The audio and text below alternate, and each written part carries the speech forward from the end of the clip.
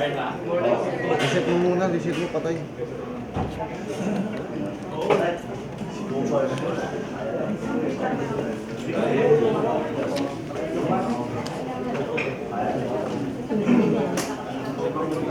Kumain na kayo? May pagkain dito eh, pinakain. May pagkain dito. Talagang para sa inyo yun eh. Para walang masyadong tanong. Kakainin na lang. Di ba pag ang busog, tahimik eh. Pag ang tao busog, tahimik. Gusto matulog eh. Okay, good morning ladies and gentlemen of the press. In response to the order of the President for a stop of all gaming operations of the Philippine Charity Sweepstakes Office, as of this hour, a total of 30,284 PGSO gaming outlets operating small town lottery, lotto, keno, and peryahan ng bayan nationwide had been closed and had ceased operations upon due notice from the Philippine National Police. PNP units have been given specific instructions to intensify crackdown on all types of gaming activities operated by PCSO franchises, more so by underground numbers game operators. Let me emphasize that all other law enforcement and public safety operations of the PNP will not be sidelined by this ongoing crackdown on PCSO-operated gaming schemes, but will be actually intensified further, particularly against wanted persons, street crimes, and illegal drugs. In other developments, I have ordered yesterday the deployment of more than 300 Special Action Force troops to Negros Island to augment local police units in anti-criminality and internal security operations against criminal elements and dissident terrorists operating in the provinces of Negros Occidental and Negros Oriental. Thank you and good morning. First question, Sir, Mike. sir, yung spate of killings po sa Negros, sir, it's too alarming na po ang situation. Are we in the reign of terror? Kasi since July 18, sir, more than 20 na po ang namatay, including 4 na police po na nasama na execution. Yes, tinitignan natin ito maayos. This is the very reason why we deployed 300 more personnel from the Special Action Force to augment our local police there. No? And also yung deployment ng Armed Forces of the Philippines, particularly from the Philippine Army. Ang sabi sa atin ng ating RD doon ay continuous yung kanilang mga hot pursuit operations together with the Armed Forces of the Philippines. At lahat naman ng mapatayan nito ay tinitignan. There's also that possibility na pagkapatay ng 4 na pulis, no, then they were tortured and summarily executed, ay there's also a scheme on the part of the CPP and PAs where they sacrifice their own.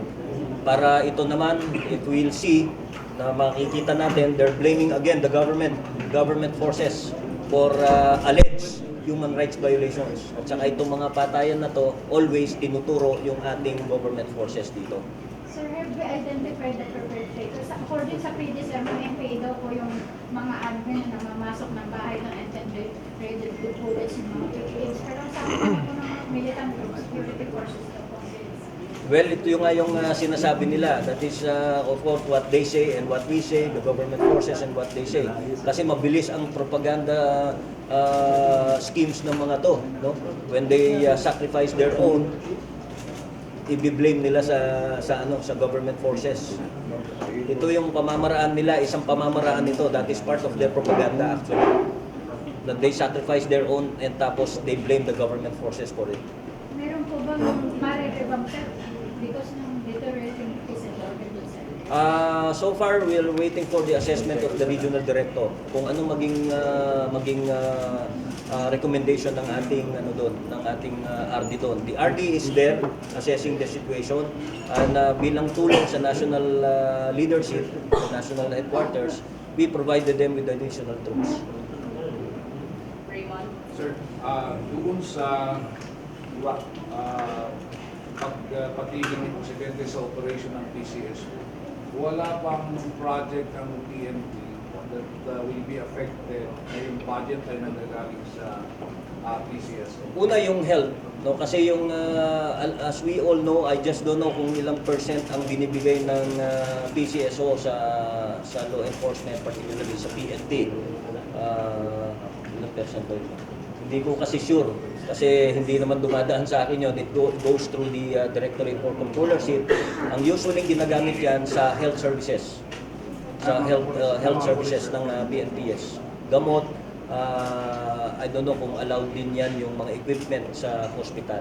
But basically sa health services pumupunta yung suporta na nagagaling sa PCSO. So, maapektuhan yun siya. Well, in a way, yes. In a way, yes. Maapektuhan yung ano. But remember, we also receive 25 million coming from the Office of the President. Meron kaming additional 25 million for purchase of medicine. Pag naubos yun, nare-replenish. It's not ano regular basis na monthly yung pera na yun. Pero once naubos yun, nagbibigay ulit yung ating presidente. That started, I think, last year pa yata. Meron binigay sa atin ng presidente na gano'n. Kaya pagdating sa pagbili ng gamot, wala tayong problema. Meron marami tayo dito sa ano natin, sa hospital natin. Hindi related sa cases. Kumusta yung police station natin sa Midbayat after the earthquake? Wala naman walang sa atin reported na damage, no, yung police station doon. Ang marami doon, of course, yung damage doon sa mismong and I think the official count ng doon is 8 ang casualty doon, 8 ang namatay and several others wounded. With regards to the police station, wala nang report sa ating regional director. In fact, the regional director is already there at helping yung pagbibigay ng relief goods, pagsuporta. Of course, yung paglilinis ng mga debris at saka yung mga nasira. May additional force ba na pwedeng ipadala ng mga Sa ngayon, manggagaling lang sa as of this time, wala dito kasi medyo mahirap ang transportation papunta doon. Especially the weather, medyo hindi maganda yung weather na pagpunta doon. Pero meron kami naka-standby. Especially coming from Cagayan. Merong mga standby may mga standby troops tayo that are ready to be deployed doon sa Batanes. Sir, going back to yung sa closure ng PCSO, sir, alam naman natin yung STL was one of the instruments ng government noon sa past administrations to combat wedding. Hindi ba yung pagsigil nito would lead to a resurgence of the illegal numbers? And if so, ano yung mga guarantee natin na hindi lalakas ng wedding? Well, that is a possibility. No? We're not saying na it will happen, but it's a possibility na pag-usbong ulit ng illegal numbers game, particularly yung wedding. In fact, we have intelligence information na meron isa o dalawang probinsya na ganun na rin ang ginawa na hindi tumigil pero sinara yung outlet. So pag sinara yung outlet pero hindi tumigil yung activity, ibig sabihin there's illegal gambling going on. Pero as I've said, we're not totally concentrating dito para magbabayaan yung trabaho namin na iba, no? Marami tayong pulis. We have 180,000 policemen. No, hindi yung lahat na naman kami nakatutok dito sa no. Dahil as I've said, merong isa o dalawang probinsya lang naman na monitor. As of this time, wala pa naman tayong nahuhuli. No? We're just an intelligence information that is being validated. Pero hindi naman ubos po yung aming tao rito para na naman concentrate dito sa. Kasi yung pag-monitor lang naman natin ng closure, it goes with the daily activities already of the different police stations nationwide. Para makita na hindi talaga sila magbubukas, not until kung talagang bigyan sila ng authority again to open their franchises. Yes, sir. Good morning po. Ana po from GMA News Online. Sir, as for po yung reaction niyo sa criticism ni Senator Nancy Binay na parang mas pinagtutuunan niyo po ng pansin yung pagpapasara ng Lolo Outlet. Well, kaya sinabi na natin kanina, no, this is a one-day operation nung Saturday po. No, hindi naman naubos yung ating pulis dito. As I've said, hindi mauubos yung 180,000 Philippine members of the Philippine National Police para dito sa closure. Actually, the closure has already finish, no? With more than 30,000 na nasarado sa buong Pilipinas na. What we will do now is the different police stations will just monitor kung yan ba ay binuksan without proper authority. Pero tapos na yung closure. It's one day, Saturday, tapos na po lahat. Yung sa one day, pagkasabi ng presidente na madaling araw ng Saturday, tapos lahat yung hindi mapapabayaan yung we all know our mandate. Hindi tayo pwedeng makatutok diyan tapos babantayan mo. It's not literally na babantayan natin yung isang or yung lahat ng tao po natin sa iba't ibang mga police stations ay babantayan yung Lotto outlet o yung isang outlet ng STL para hindi magbukas. Hindi naman po ganoon. We have many people to look into this. At yung mga police natin, they are dedicated policemen that will do the anti-criminality also, particularly on wanted persons, particularly on kampanya on illegal drugs. We will not relent on other police operations. Okay, thank you, Pat. Then, Sir, Tinisa Pari po. Sir, sabi po kasi nila wala daw pong pinapakitang memo or order, document para pag ipapasara na po yung In the PNP, especially us, no, sa aming organization, even probably in the military, there are several ways of giving directives. And verbal directive is one. Binding po yan. Verbal directive, written directive. In fact, hindi lang po yung verbal. Even the written directive, we have a Viber group, no less than the SILG also ordered us to implement the directive of the President. So that is all enough for us. No? Marami pong paraan ngayon. May text, may email, may written, may verbal. Lahat po yan, no, are all considered directives. And these are all part of our references also. Remember, when we make memorandums, meron po tayong reference. Verbal instruction of the President, verbal instruction of the Chief PNP, dated so and so.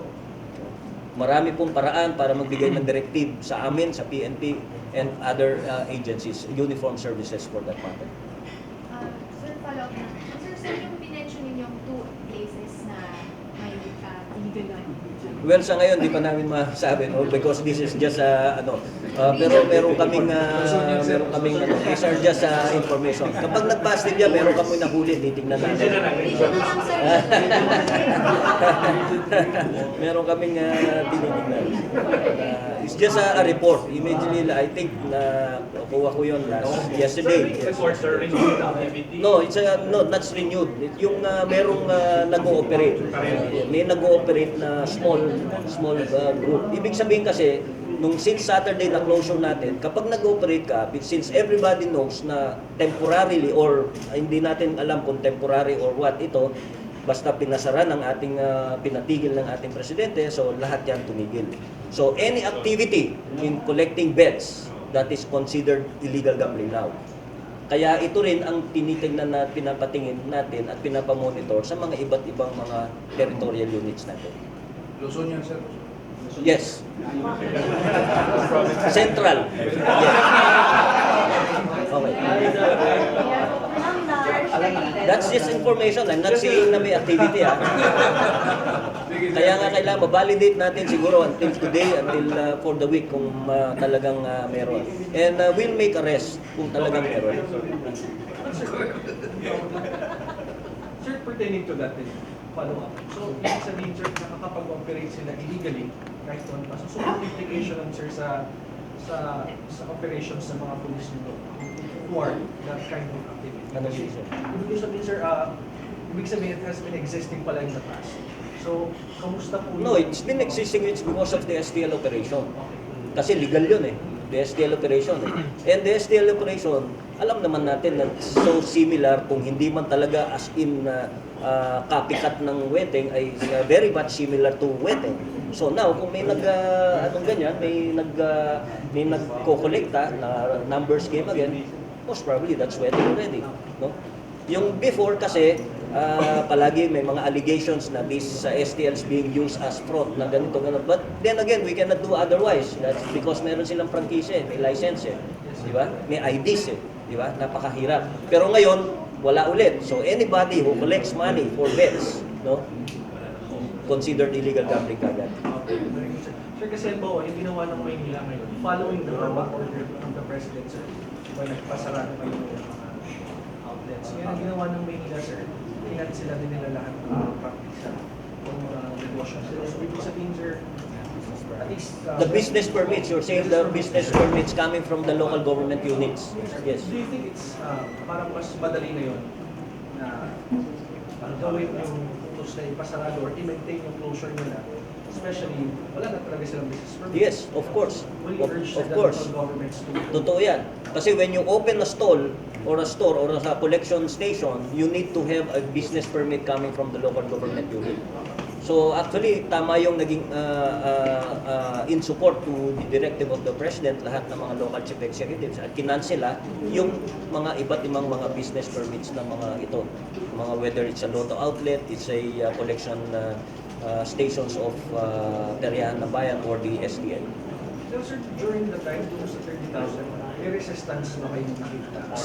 Well, as per my experience, wala. No? Wala kaming naging, in fact, yung inaabutan namin, nagsasara na kagad. Sinasara nila, yung iba naman, sarado na talaga. Since narinig nila madaling araw pa lang, talagang, especially sa mga malls, talagang hindi na nila pina-open.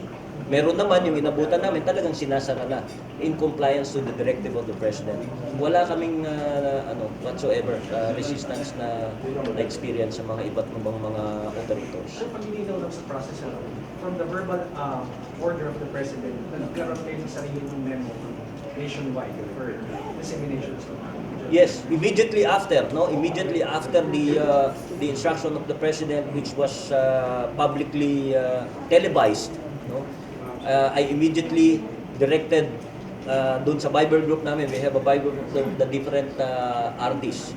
I instructed them at may link kasi yung sinabi ng ating Presidente. I shared the link and then directed them to implement strictly. Ang sabi ng ating President, first thing in the morning. So first thing in the morning, lahat kami, including me and all the regional directors, went out to implement the directive of the President.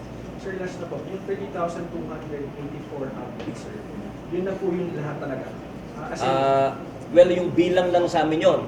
As of this time kasi we don't have the official list or numbers coming from PCSO. In fact, wala kaming number kung saan nagbukas ito, saan nagbukas ito. Ito yung mga alam lang ng mga tao natin on the ground. Ito yung mga alam ng mga stations natin on the ground. Wala kaming list ng ng mga outlets or the collection stations ng mga iba't ibang mga licenses, no? ng PCSO. Okay. Any other questions? Further question, follow-up, or yes, Catherine. May statement po yung Secretary General ng Bayan sa Negros na baka daw po yung hearing sa Negros Oriental gamitin ang government to declare martial law. Well, so far, wala naman sinasabi yung ating Presidente pagdating doon. No? The President is being briefed naman. The reports coming in here are also shared, no, to the office of the President.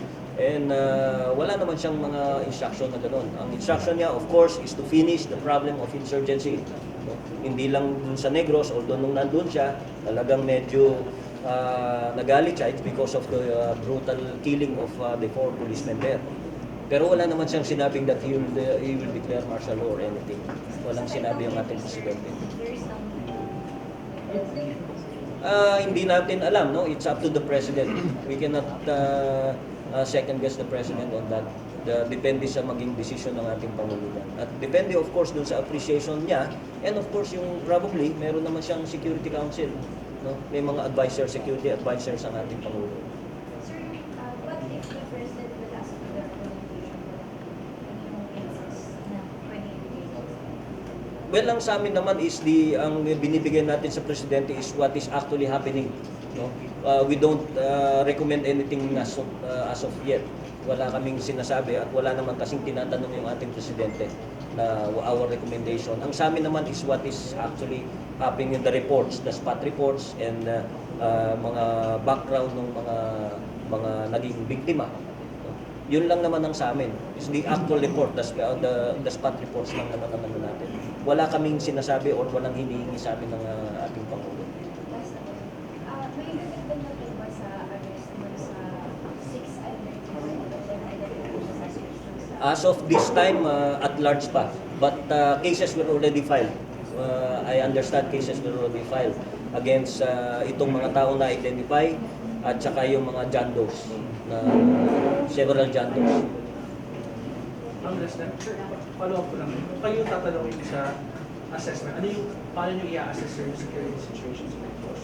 Is it getting out of hand already? Kaya kinailangan yung magpadala ng 300 sa groups. Well, we can say na hindi naman it's getting out of hand, no? Hindi naman siguro kasi this is confined in an area lang sa isang lugar, hindi naman the whole Negros Island.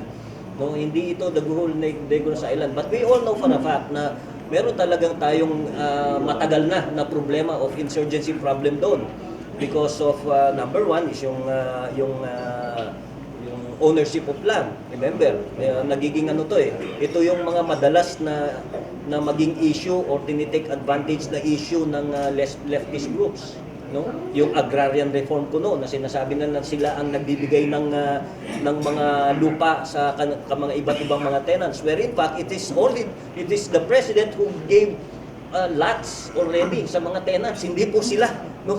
Kung hindi ang presidente natin, kundi ang gobyerno ang nagbigay ng lupa, hindi sila, wala silang kinalaman sa pagbibigay ng lupa, no? And they cannot give a lot which is owned by somebody else. Magkakagulo, no? Kaya nga tayo nagkakagulo, it's because those lots are titled and yet binubulag itong mga tao na dito kayo, bibigay namin sa inyo itong mga to, no? So akala ng mga tao, legit yung pagbibigay sa kanilang lupa. Where in fact, the president has already allotted and gave up so many titles doon, no? In fact, kailan lang merong housing na binigay ang ating presidente doon, no? Yung agrarian reform, ang dami niyang yung mga nakakarp, ang mismong presidente ang nagbibigay ng lupa sa mga tenants, no? So hindi po totoo na sila, they're just taking this issue ever since, no? Yung mga plantation doon, yung sugarcane plantation, pati yung mining doon. Merong mining doon kasi, no? Merong mining doon na ini-extortan nila. So these are all their sources of extortion activities. No other questions. Thank you very Okay? much. Thank you and good morning. Ang bait nyo, thank you. Busog kayo, no? Busogin mo nga ito araw-araw para... Thank you, thank you. Thank you, sir. Thank you.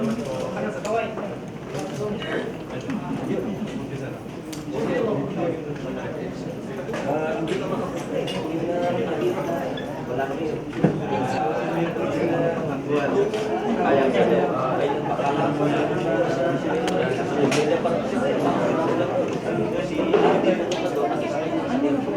Pansit lang